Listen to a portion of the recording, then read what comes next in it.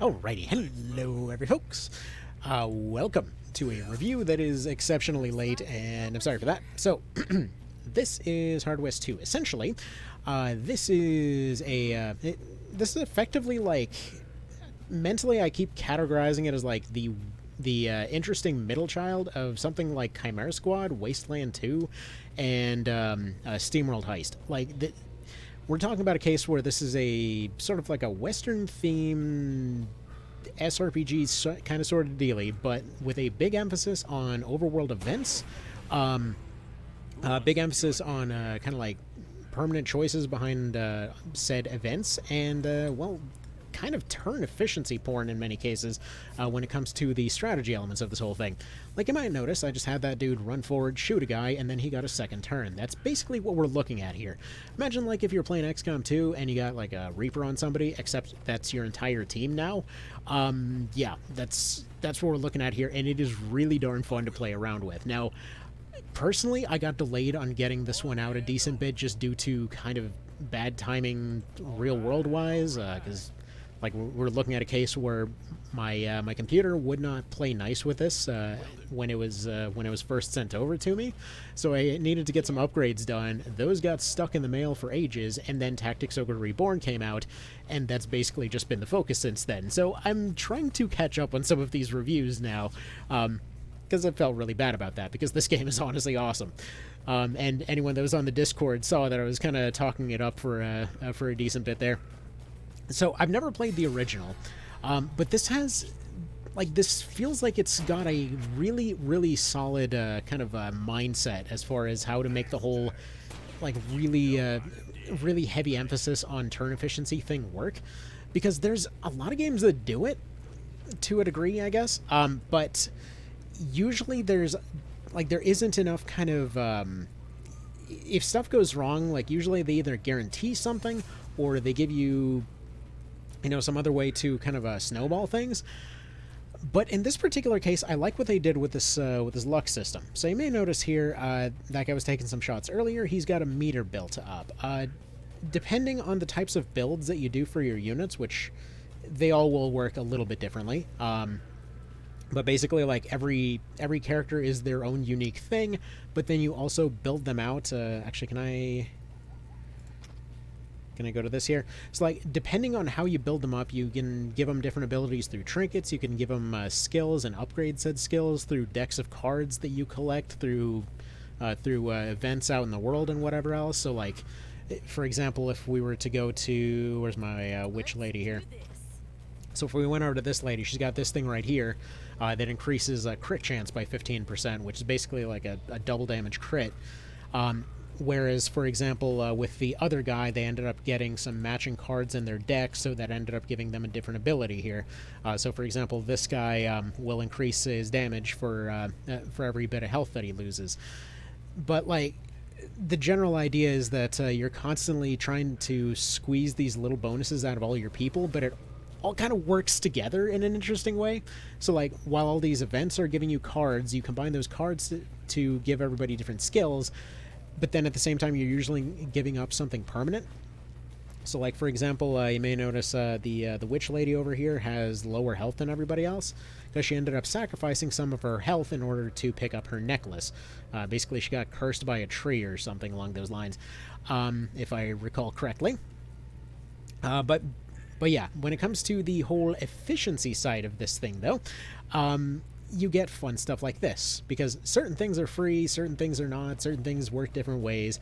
But like right here, she doesn't have any shots that I'd call reliable on any one of these units right here, but she's got some dynamite that she can go ahead and chuck in on that guy right there, which will then reset her turn. She can then move forward and then finish off this guy in order to get another turn here. So we're going to go ahead and make sure that he's not currently blocked by any cover over there, which he isn't.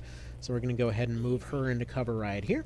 We'll go ahead and, by the way, if you wanted to take ricochet shots, all these red things that are highlighted, you can just take ricochet shots right there. Just needlessly complicate the shot for no reason. So why not? They do their little gun flips when they're all happy about doing stuff. The UI is very good in terms of its feedback. Like I mentioned this luck system earlier, basically every time that you have a chance to hit, it's being boosted by your luck meter. So if you end up missing a shot or two, you're basically guaranteed to hit your next shots. Like this just feels very. It feels very satisfying. It feels very violently wholesome, for lack of a better way to put it. Like it's just giving you all the information you need to make it work. You know. So yeah, I absolutely love it. It's been a real treat to go through this one. Now that I finally have the updates done to my computer, I can actually get this properly properly all done here. Probably shouldn't be burning all my items right here, but you know what? Screw it, why not? Can we actually reach that other guy? We can't reach that other guy. Let's just completely blow our items right here, give him another turn. He actually probably should have run into that dynamite himself, but let's see. He's an old guy though, so he doesn't run very fast, so he's gonna walk, like trudge slowly over here. Very high chance to crit against this guy though. Unfortunately didn't. Oh well. But let's see, he can go ahead and take his club. Can he club this guy? Actually, there's not many things that I'd call gripes about this one in particular. One thing I would like to see changed a little bit is just when it comes to the UI, it would be nice to see that it switches back to the kind of default movement menu. Maybe it's in the options. Honestly, I have not checked since the last time I looked at this. Let's go ahead and double check the options. Is that a thing that you can set? Ooh, I can scale up the UI stuff. I love doing that. But yeah, oh yeah, I forgot to mention this. As far as difficulty goes, you may have noticed that there's that turn counter up there. Basically, the highest difficulty does a sort of XCOM 2 thing, but it's a very, very tight version of that, where you have only a certain number of turns, but you got to be hyper efficient with whoever you have on hand. Actually, I wonder if I turned off the blood effects, if that would maybe make it perform a little better. That's the thing with computers sometimes. They can just decide that certain things are going to act funky. Yeah, whatever, just go for this guy. Bang. But so far, yeah, it's felt like there's been a lot of meat behind a lot of the choices there. It's felt like every decision has felt pretty darn meaningful. Like even stuff as simple as like differences between pistols, rifles, shotguns, and whatever else. Personally, I can't say I've had a huge reason to run shotguns on anyone yet, but you know, sometimes you need an AoE, I suppose. I keep hitting escape because I'm used to XCOM controls, by the way. All right. Because yeah, basic idea is here, like for example, the pistol would do 5, but in the hands of this guy when injured, it would do 6. Whereas the shotgun would do an AoE, but it's 4 to each one. Whereas this guy is also the team sniper, so he would end up doing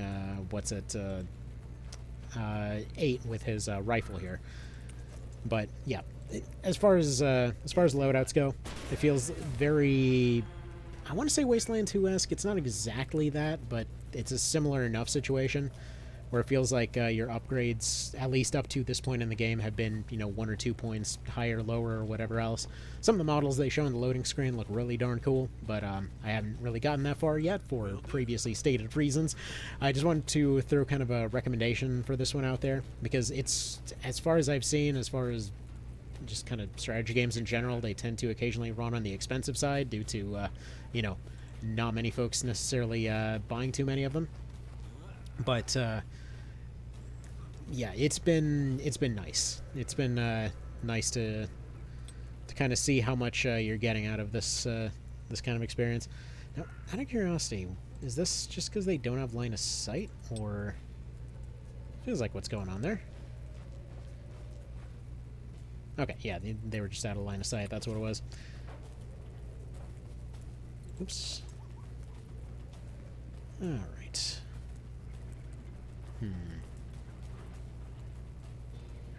See, well, actually, this might just be enough. I should have activated that before he was running, but we're gonna have to hope that's good enough. Actually, no, he has one more point, doesn't he?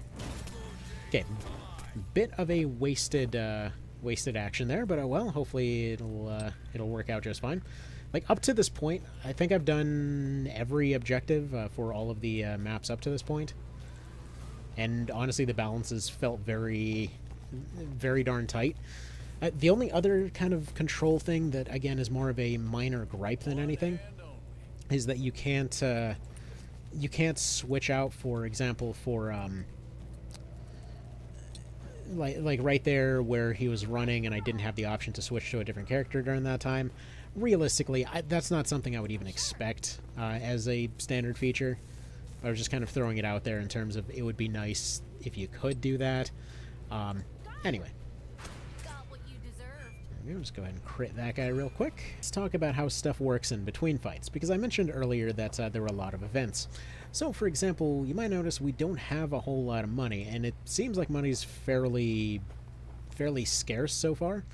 But it goes and does these kind of like almost Pillars of Eternity-esque scenes for all of these different things.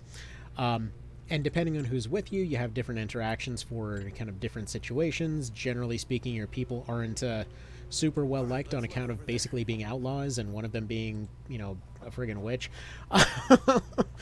But yeah, general idea is you're just kind of traveling around to these different events, interacting with them in different ways, and then you stop and have little campfire stories with all of your people.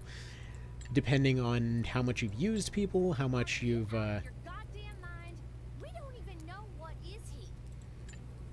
like, for example, Witch Lady doesn't like the fact that you can recruit a zombie. But you got like little interactions with all your crew here. It's neat, you know? It's really just one of those cases of it just feels pretty darn neat. And then as far as your characters go, this is a far earlier save than that particular one earlier. But basically, for every event that you do, you have choices to potentially save your people's long-term health and stuff like that, but at the same time, you end up trading out things like cards for your different people, and different combinations of different cards will give them different hands, and depending on how good your hand is, you end up getting different abilities on people, which is just, you know, it's a neat way to handle it. Now, as far as I can tell, and as far as people have told me, this possibly has almost nothing to do with Hard West 1. I guess it's like a completely different story or something. I don't know. And honestly, I plan to go back and look at the other one at some point. But yeah, this has just been a very pleasant surprise. Really, when I was being sent codes and things, when the channel kind of started taking off, I wasn't really expecting very much, especially not one that seemed to be as kind of thought through mechanically and everything else as this one was. So very much would say that this one's on the recommended list. Definitely one that I plan to cover more as time goes on. Right now, obviously, still doing all the Tactics Ogre stuff and whatever else, and plan to continue doing all of said stuff. But this one's definitely been on the list to look into more closely. So, okay, that's about that for now. Y'all have a good one. Take care, and thank you for stopping by for this little rambly review type situation. All right, I'll see you next time.